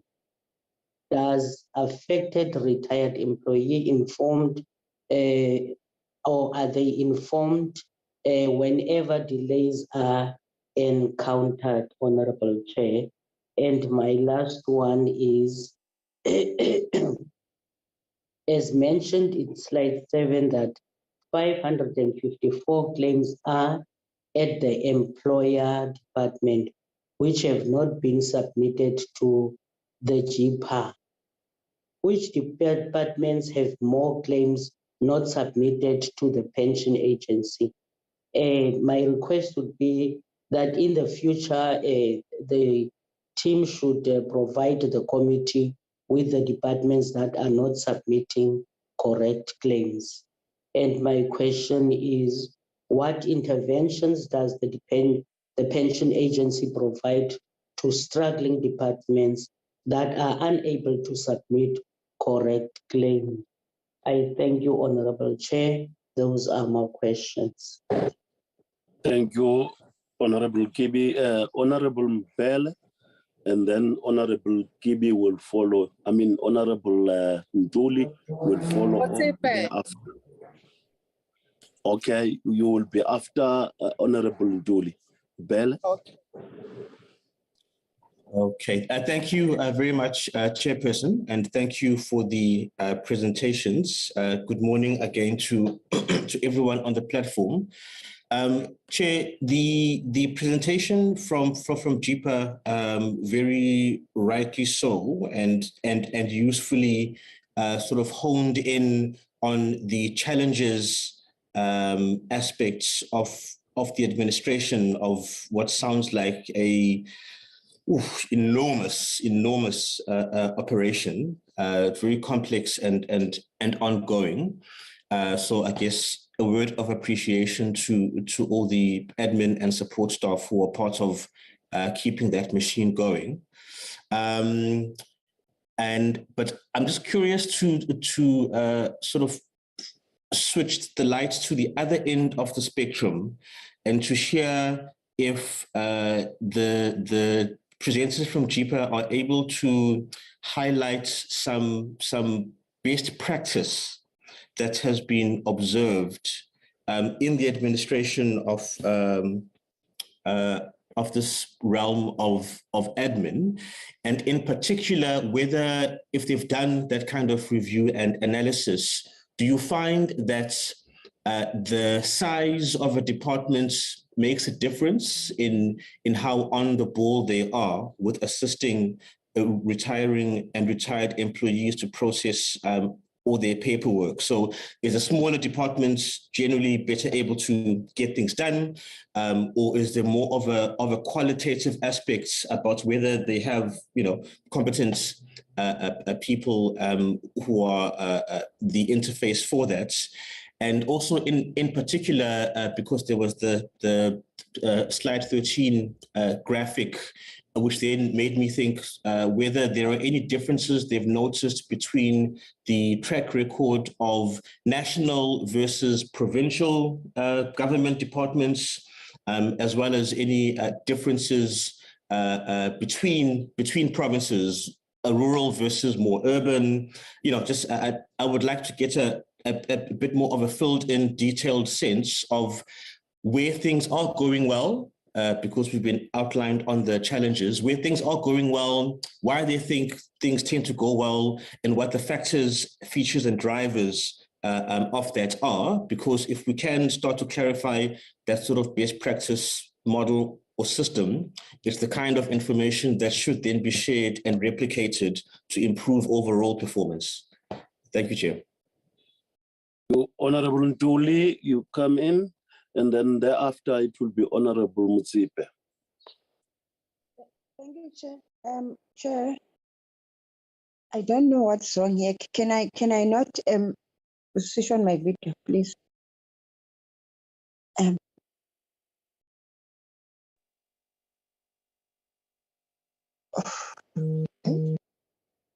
From bed to west. Speak, Honorable Ntuli.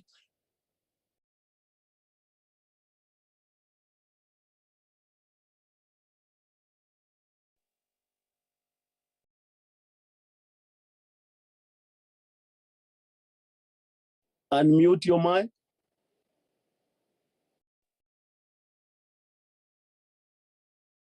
You hear me?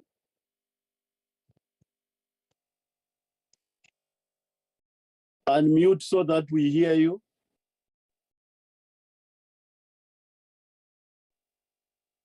Can you hear me? Can you hear me? Yes, I can hear you. Okay. What I was saying is that Honorable Kibi covered me in terms of the delays, because it's as if it's a norm with the government pensions. People stay a long time without getting these pensions and going up and down the offices. But I wanted to check one other thing, whether this scheme is compulsory or it's of a choice. You join it per choice, or once you are registered under government, you form part of it. That is my first question. My second one is in terms of accessing the information, particularly the people that are out of department now. Your rural people in particular. They mention the mobile offices. Are those mobile offices stationed on one place in a province, or they move from district to district to make things easier for the people or for the pensioners? Thank you, Chairperson.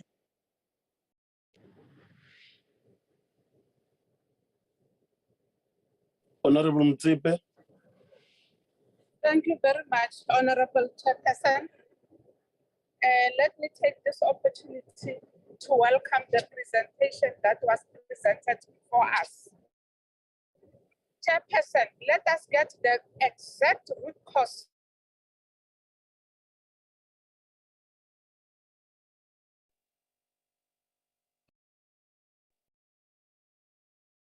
We have lost you now, Honorable Mtsipe, or you have muted yourself.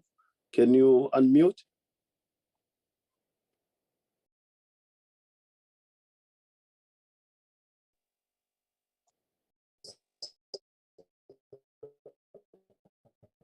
Of the delays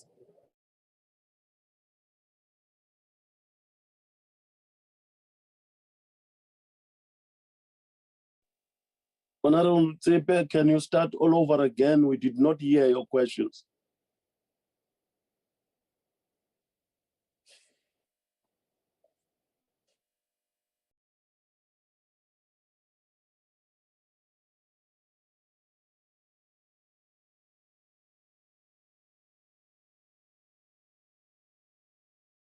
Honorable Mtsipe, have we lost you permanently or what?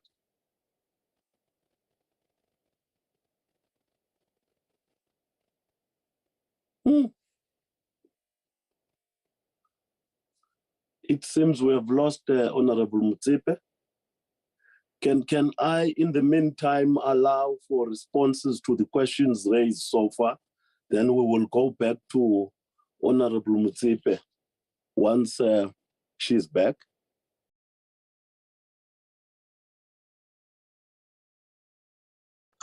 Thank you, Chairperson. My colleague Jay Mora will start, and I will also come in on some of the questions. So we will start them as they were posed. Good morning, Chairperson and honorable members. I think the first question was around whether the system is a manual submission system or electronic system.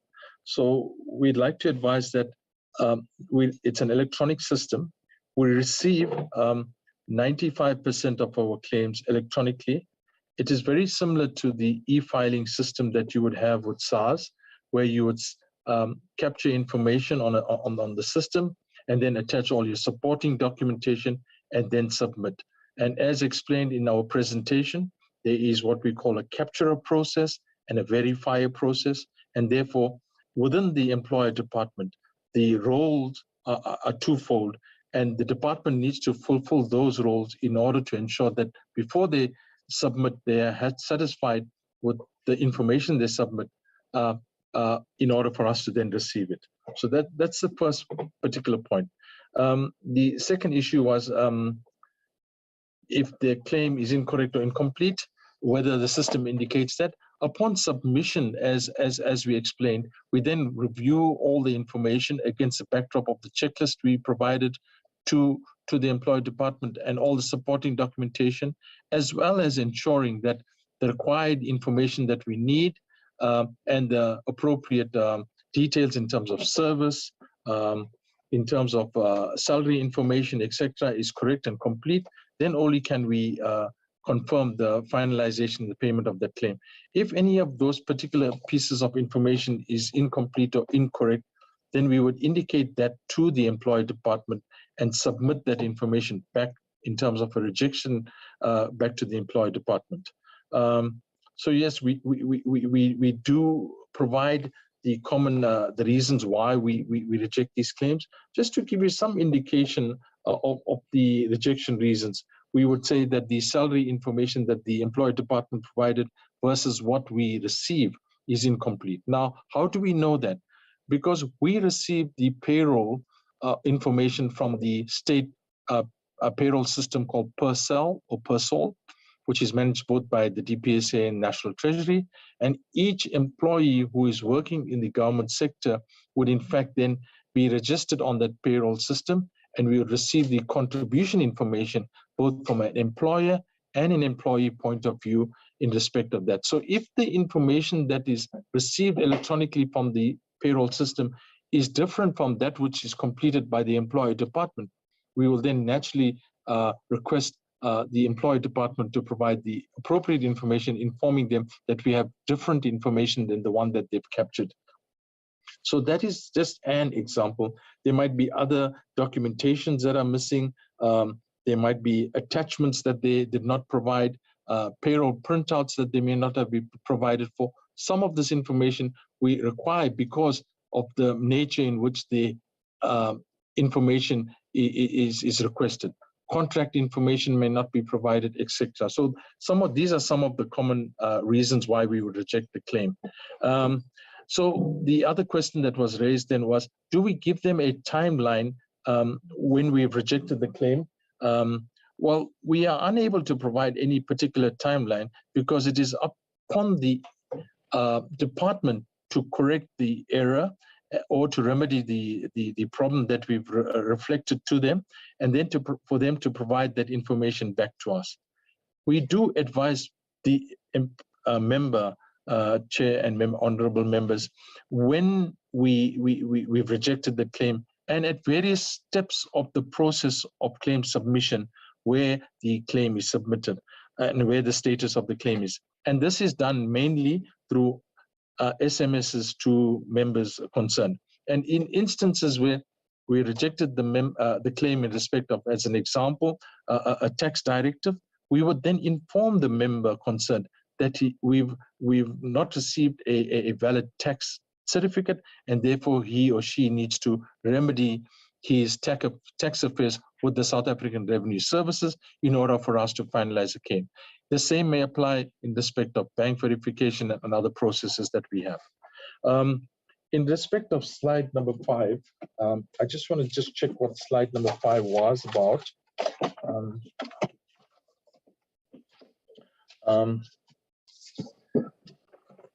Okay, so slide number 5, at the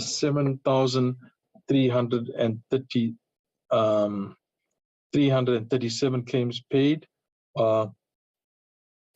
Yes, so that is claims that were paid within 30 days, and of the 9,595 claims that was paid for that period. In respect of total claims in respect of the total claims paid for period Q1, the 8,820 claims includes the 7,337 claims that we are talking about that was paid for the period concerned. The other question was, which department is not submitting to the JIPA? The issue is around all departments submit claims electronically. There are a small percentage of departments that do not submit claims electronically simply because of the fact that they may not have the infrastructure or may not have the systems in place. What we have done, Honorable Chairperson and members, is that we have extended ourselves in some of the regional offices that we have. We have set up computer systems where employee departments are allowed to come to our offices and capture the information that they're required to do, given the fact that they may have technical challenges in terms of CETA, in terms of other requirements, infrastructure requirements that they may have at the department.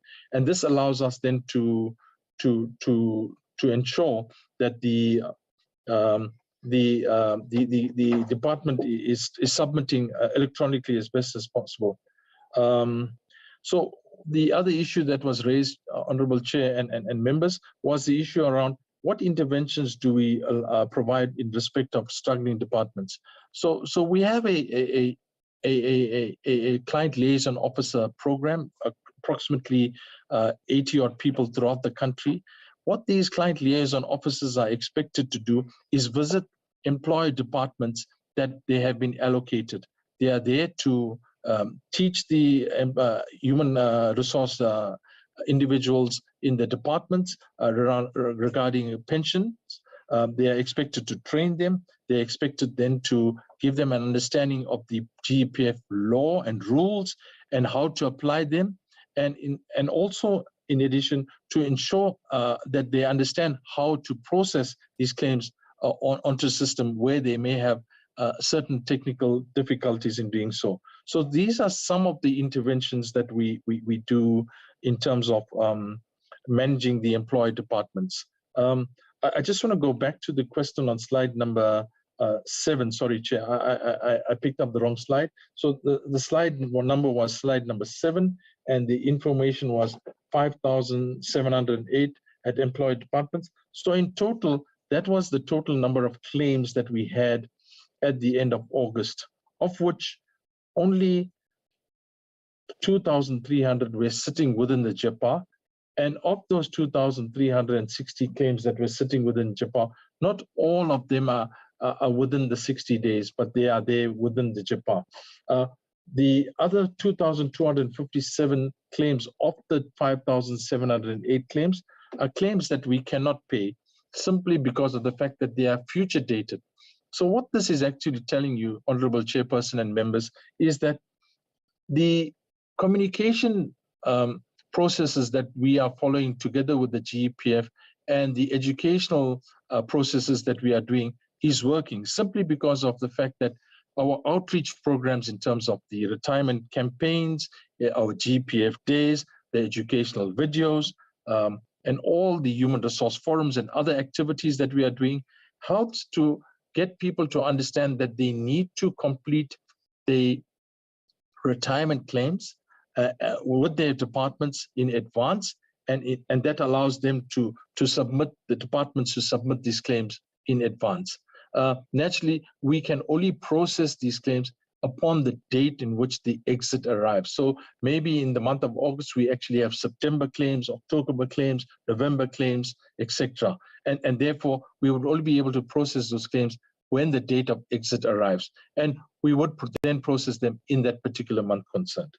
Then the question by Honorable Mbele was around whether we actually have understood best practices and whether we have done a review. I want to inform the Honorable Chairperson and Honorable members that the GEPF, together with the JEPA, has done some work around best practices around that. We have also understood the issues around the employee departments, both from a provincial and a national department point of view, and we can confirm with certainty that where pension matters are dealt with at a centralized basis as opposed to a decentralized basis, have bigger challenges than those which are dealt with at a decentralized basis. So to give you some kind of indication on an example, the South African Police Services is a centralized service that would be provided to that department. So all claims from various parts of the countries will come through to the centralized office, and there we are required to process these claims. The department is required to process these claims centralized and then submit it to us. So there are challenges around that, and the department needs to deal with that. We work very closely with the department.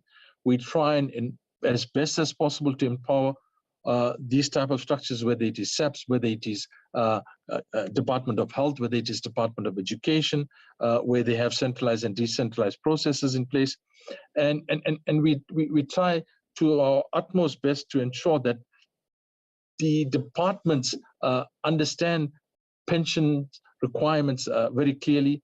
And we work together with the GEPF and Department of Public Service and Administration to supply departments with what we would call information leaflets, what we would call pension guides, and a whole host of other things to empower departments to do the right thing going forward. The issue was around, another issue that was raised by the member was around, are there some trends in respect of rural versus urban? Yes, we do pick up that.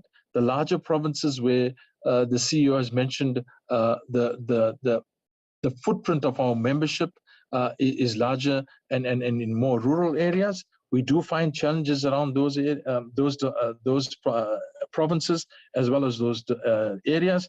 And that is one of the reasons why, in fact, in KZN, as an example, and Eastern Cape, we have 2 mobile offices, because we realized that the reach of our members and the footprint of our members are largely placed in those areas, and therefore we need to give them the appropriate attention and service in dealing with their pension matters, Chair. In terms of the next honourable member, Ntuli, I think it was, is the scheme a compulsory scheme, or do you have a choice? Well, in fact, if you've joined government as an employee, you have no choice in terms of pension matters. You are required to join the government employees pension fund as your pension vehicle. Then the other issue raised was around mobile offices, whether in fact the mobile offices are out there and how do they respond.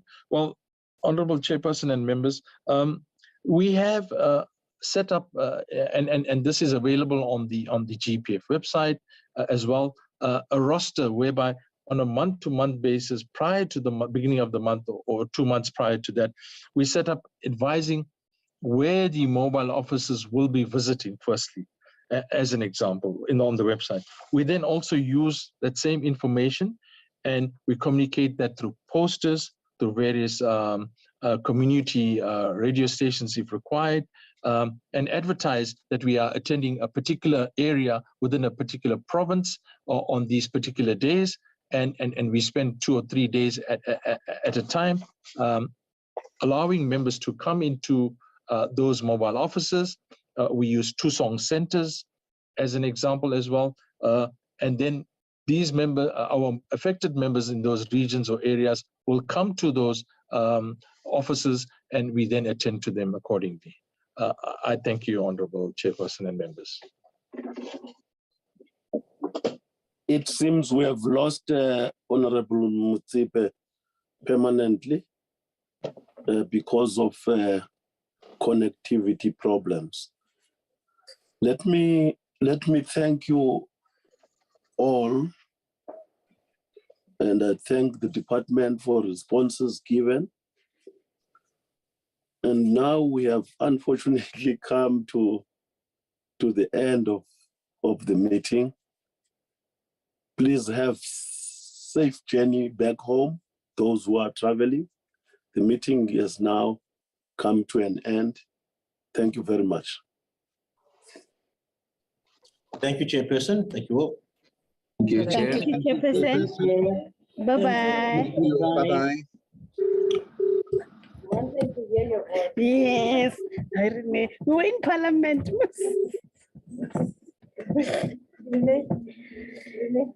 It's not always that we get this opportunity.